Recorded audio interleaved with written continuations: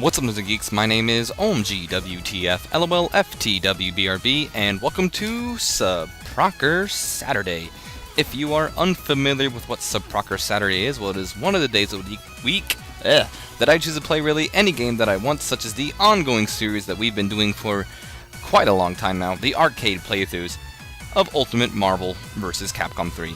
Last time around, we played as Super Skrull of the Marvel Comics franchise, and this time around, we'll be playing as one of Capcom's characters, and I have chosen Crimson Viper.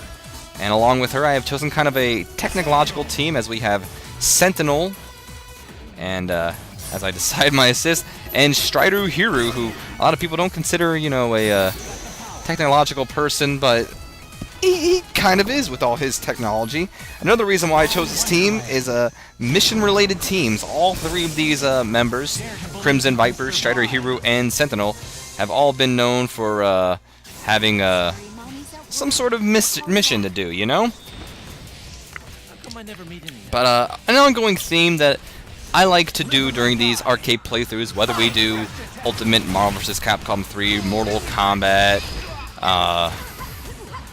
Cartoon Network Punch on Explosion, anything, I like to give you information on the character who we're going to be winning as, and this time around it will be Crimson Viper. Real quick though, before I do start giving information on her, I do want to express that I don't play any of these characters. I'm decent with Strider Hero, and I know some moves with Viper, and Sentinel's kind of easy to learn, honestly.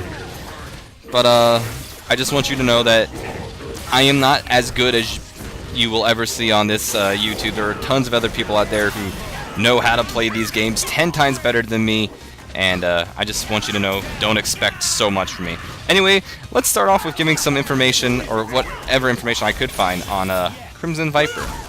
So, Crimson Viper, otherwise known as simply C.Viper, or her nickname Maya, is a character in the Street Fighter series of video games. While previous Street Fighter titles relied almost solely on Capcom's research and development branch, the development team instead allowed other branches of the company to give input on the design of new characters due to the influx of fan requests from outside of Japan. Viper was designed based on a marketing research of what sort of characters an American audience would enjoy playing, and tailored her towards Western tastes as an experiment to see how audience would receive the character. Street Fighter 4 executive had described her as the most unorthodox of the 4 new characters introduced in the title, emphasizing the aspect as one he felt would appeal to American players, and was his favorite character when the game was early in development. In response to claims the character resembled one found more commonly in SNK developed games, Anno retorted that the resemblance was unintended and that she was created from the best parts of several proposed designs during an early development. He went on to state that she was also an attempt to create a character with a cool design which he feels are predominant in the SNK titles. She was designed by Daigo Aquino. Viper was designed around the concept of a 20-year-old single mother. Visually, she resembles Sharon, a red-headed special agent from Street Fighter EX2. I just want to express, I never assumed C.Viper was 20. I thought maybe late 20s, maybe early 30s. Just want to express that. Crimson Viper made her debut appearance in the 2008 Street Fighter 4 as an American double agent posing as a SIN, or SIN, worker, but actually a CIA agent undercover. She wears a SIN form-fitting suit which enables her to perform electrical, seismic, and pyrotechnic moves. Her fighting style greatly revolves around her baiting fakes, high jump cancels, and rushdown. Because of this, she has one of the most steepest learning curves in the game. It is said that she is motivated by her daughter Lauren, as well as money. Crimson Viper also appears as a playable character in the crossover fighting games Marvel vs. Capcom 3 Fate of Two Worlds and Ultimate Marvel vs. Capcom 3. In Street Fighter The Legend of Chun-Li, Maya, or Crimson Viper, is played by Moon Bloodgood. That is actually something I didn't know. I do want to express that. I did watch Legend of Chun-Li, which was a decent movie. Speaking of Chun-Li, there she is. It was a pretty decent movie. I felt like I enjoyed it, and I felt like there could have been more movies in the future because they did a kind of a hint towards a second one, but whatever. I thought it was I did not know she was in it though, so if I ever watch the movie again, I'll definitely have to look out for her. VideoGamer.com described Crimson Viper as looking ridiculous, added that she resembled an SNK character lost in a Capcom game. Anime News Network felt the character fit comfortably in the Street Fighter mold, though noted regardless she still looked more appropriate for the King of Fighters series. Eurogamer felt similar sentiments, though noted that the contrast did not quite fit the game's aesthetic. A reviewer for the New Straits Times described her as the best of the new characters, praising both her appearance and attack arsenal. Games Radar stated that while her attacks made her feel out of place in the title, that's why she adds so much to the game. IGN AU praised the character, stating approval for variations of her attack. AJ Glasser from Kotoko listed her as one of the worst mothers in video games, placing as the worst one from fighting games. Yugo Networks ranked C.Viper at number 21 on their list of fighting game finest female fighters, commenting on how she loves her tie between her breast and bright red bouffant. I don't know if I said that right. In 2013, she was listed as the second fiercest female in today's fighting games by Gaming Guide, calling her swift and deadly. So, from what it seems, her review isn't a kind one, which kind of surprised me because I always liked the character of Crimson Viper. I thought she was a new character in the Street Fighter series, and I felt like she was a neat character. But apparently, I never played the SNK or the King of Fighters, so I don't know what they're relating it to, but different's better, and I think it's nice. I like it. And obviously Capcom likes it too, because she finds herself in a well-awaited game such as this one right here. Next up though, I'm going to be going over her appearances in television, video games, commercials, so on and so forth. So she actually has appeared in a TV show, and it was Street Fighter 4, Street Fighter 4, The Ties That Bind, and she was voiced by Michelle Ruff, and Mai Sonozaki was her Japanese voice actress. And in video games, Crimson Viper has appeared in Street Fighter 4 in 2009, Super Street Fighter 4 in 2010, Marvel vs. Capcom 3 Fate of Two Worlds in 2011, and Ultimate Marvel vs. Capcom 3 in 2011, and once again she is voiced by Michelle Ruff and Mai Sonozaki as her Japanese voice actress. So it seems like Michelle Ruff and Mai Sonozaki have been able to hold on to the voice of Crimson Viper, which I for one am happy about that, because I like the original voice actors and all that. It's very rare when I think that they have improved with the second one. So next up, I am going to be going over Crimson Viper's her interactions with other characters in this video game, and basically things that she says in this game. So her pre-fight dialogues and intros, which is basically in the beginning of a fight, when you see her start off with another person. Against Chun-Li, which we saw earlier in the video, she says, "It's an Interpol agent, don't worry, I'll take care of it." And real quick, I do want to acknowledge while I say this, she's usually talking on her phone when she is about to fight someone, so it's her talking to another person. So as I said with Chun-Li, she says, it's an Interpol agent, don't worry, I'll take care of her. Against MODOK, she says, "I found MODOK, the leader of AIM. Understood." Against Captain America, she says, "Yeah, this one could be a problem." And against Strider Hero, she goes, "Strider Hero?" Yeah, that's what she says. So next up are call names, which basically when she's calling them out to take her place, like for instance, with Sentinel, she would say, "Sentinel," or with Strider Hero, she would say, "Strider Hero." And she actually only has two special call names, and it's for Captain America, in which she calls him Cap, and with Phoenix Wright, in which she calls him Mr. Wright. So next up are the victory pose quotes, and it's the little animation after she is to defeat somebody, and it's what she says against special opponents, and it's usually the people that she has special intros with. When she defeats Chun-Li, she says, "Back off and mind your own business." Against MODOK, "I haven't had dealings with AIM for a long time." Captain America, "Sorry, I'm allergic to handcuffs." And against Strider Hugh, she says, "So you are real. I always thought you were just a myth." And next up are the aftermatch win quotes, which is basically when you see the screen of your team, which would be Sentinel, Strider Hero, and Crimson Viper. She has some special interactions with other characters in the game that are in quote form. So when Captain America says, "Talk about your gaudy get-ups, it's nice to be proud of your country, but get some fashion sense." Against Nathan Spencer, or just Spencer in this game. So that was the power of a bionic arm. Was it? Suspicious indeed. I better report to the higher-ups. Iron Man, this was just a taste of what our suit can do. If you want to know more, you know where to find me. And Chun-Li, you remind me of myself, if I totally sucked. Nova, that suit has intriguing applications. Hope you don't mind me borrowing it forever. And Strider Hero, she says, "Trust the Japanese to design some interesting gadgets. Too bad they are all style and no substance." Oh, by the way, I don't like Chris Redfield. because for some reason, when Chris Redfield gets started in this game, Nerds and Geeks, like, starts to take it to me, I, for some reason, cannot take it to him. And as you'll see here, Redfield completely just wrecks me. And it doesn't help that he was able to get this out and get some heavy damage off of my Strider hero. But me being the decent Strider hero I am able to take it to Chris Redfield, as you see me currently doing. Yeah, I'm really not doing it. With Strider hero, I'm all speed. I got some things off, and look at me. I'm about to take him down.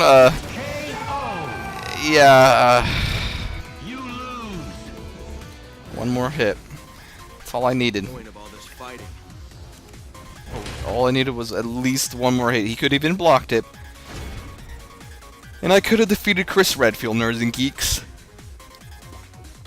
Continue. But, that's what happens when you're not that good at this game, or the characters you play as. You end up, losing to Chris Redfield. But you know what? We don't give up. And we're gonna play as a team of the, technological mission stylist people here, I don't know. And we're going to try to take on the team of Morgan, Trish, and Redfield once again. And I'm going to continue on with my Crimson Viper history, I guess. So next up, we're going to be talking about the assist quotes, which is basically, well, it's her assist. What she says when she's, her assist. So when she's calling for help, as you just heard her a couple seconds ago when I called her Strider, she says, "Take care of it." And when she's actually finished assisting her teammate, she says, "I'll do it." Defeat quotes, when she loses by time over, she says, "Time's up." From what I found out, or at least from what I researched, there was nothing else. I think she just honestly goes, "Ah!" screams. When she's replacing her fallen allies, when she has one ally remaining, say if Sentinel were to go down here, and she comes out next, and she has Strider still together, she says, "Give me a break."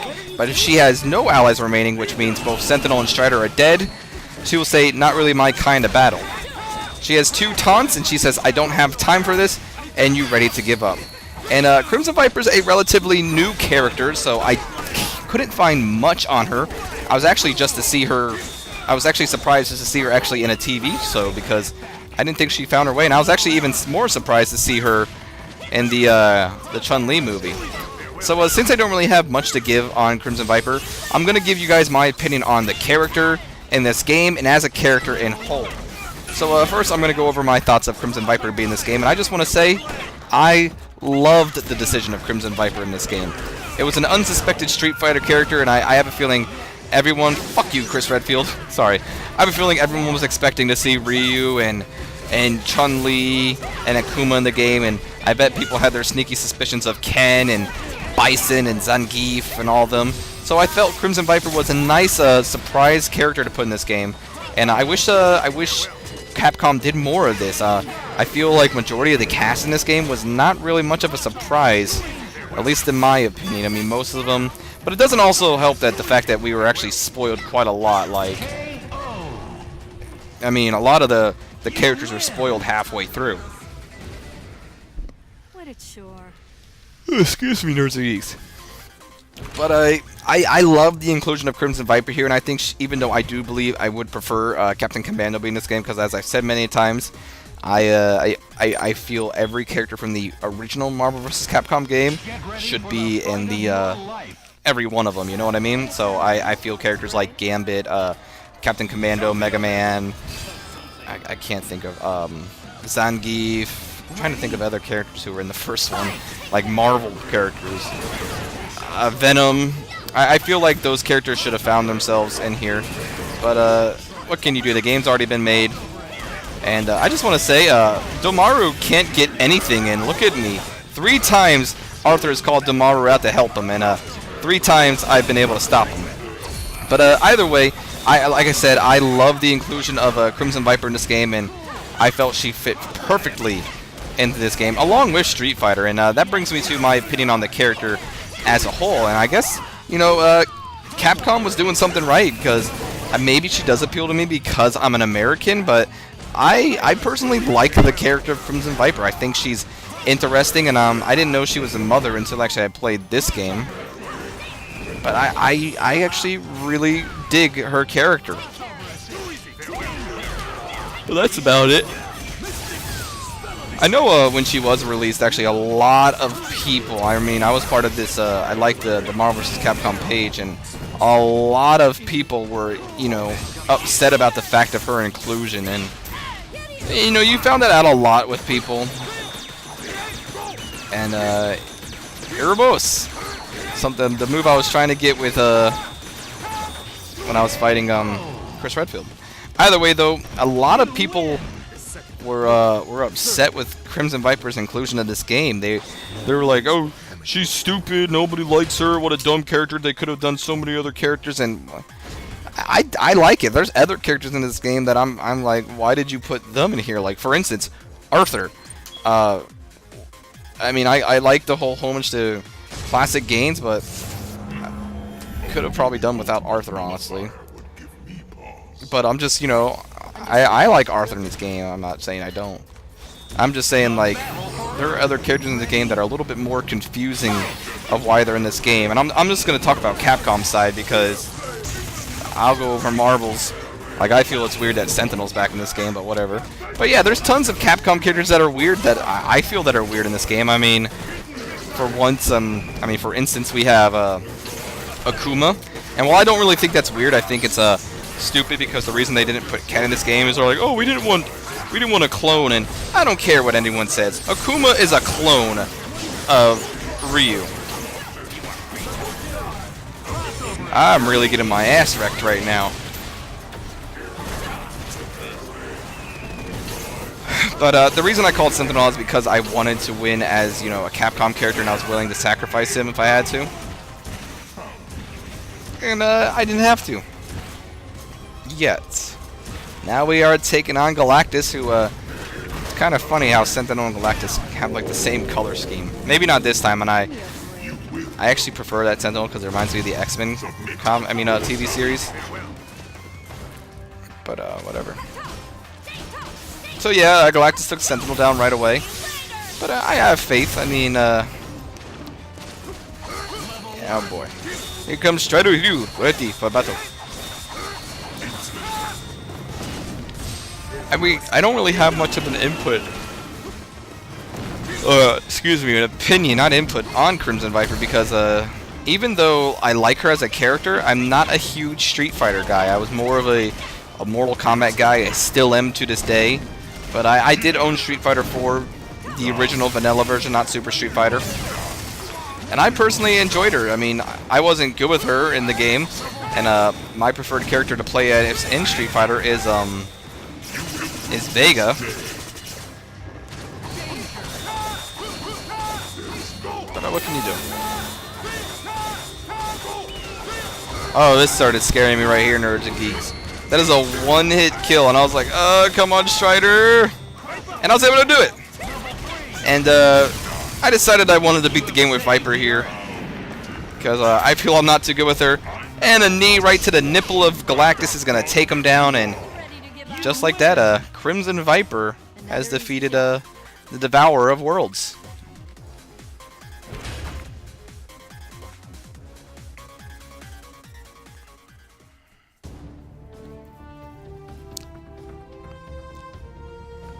You've got 2 seconds to tell me who you are before I blow your brains out. Wait, if you do that, in addition to ruining this nice shag carpet you've got here, you'll never get to hear about my job offer.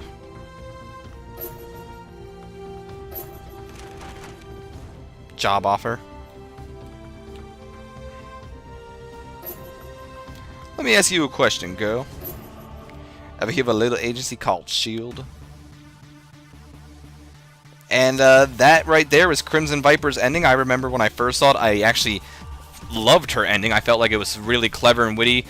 Well, not witty, but I loved it. I thought it was a fantastic ending for a fantastic character, and it's possible. I mean, if Marvel and Capcom ever did a crossover, like comic-wise, I can definitely see Crimson Viper working with S.H.I.E.L.D., especially because she apparently has faced off against AIM before, since her character interaction with MODOK. But you know what? It's a little bit different than the vanilla Marvel vs. Capcom, just word-wise, which seems to be a reoccurring theme here. But still really well. They kept it normal, and I for one liked it. But I do hope you have actually liked this playthrough, Nerds and Geeks, and if you have, I would appreciate you guys did me a favor. Leave me a comment, a like, and please subscribe. You can always request another character if I haven't done them. Feel free to do it. And as always, I have been OMGWTF, LOL, FTWBRB, Nerds and Geeks. And I will see you next week when we continue on with our arcade adventures in Ultimate Marvel vs. Capcom 3. So until then, you guys have yourselves a wonderful day.